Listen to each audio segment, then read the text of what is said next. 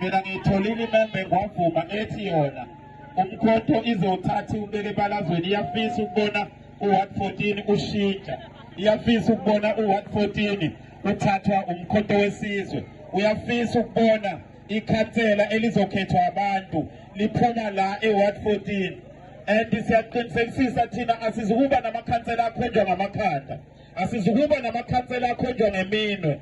Thina ikhansela niyohlangana ehall nonke niyobelisa ehall bantu basengwavuma nikhethe ikhansela leli, futhi ngendlela umkhonto ofisa ukuzosebenzela nje umama othembekile, umama onenhliziyo zabantu, umama owaziyo ukuthi ingane elambile iphakelwa kanjani. Sikhathele abantu abanomona, sikhathele abantu abayicebisa bona, sikhathele isibongo esisodwa lapha emkhandlweni wasejozini, sikhathele intombi zamakhansela eyifakwa lapha.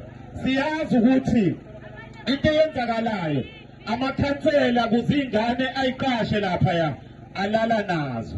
Leyo nto sizoyiqeda. Kukhona nje sisawalandela siseduze ezithendeni zabo sizoyobafaka enkantolo. Uma nje zike zavuma le ingane ukuthi zizoma itestify ukuthi empela umsebenzi zawuthola ngomzansi. Siyalwisana nalokho ngoba umkhonto wesizwe awuhambisani nento ye-GBV, asihambisani nokuhlukumezeka kwamalungelo abantu abamnyama, ikakhulukazi ingane nabantu besifazane.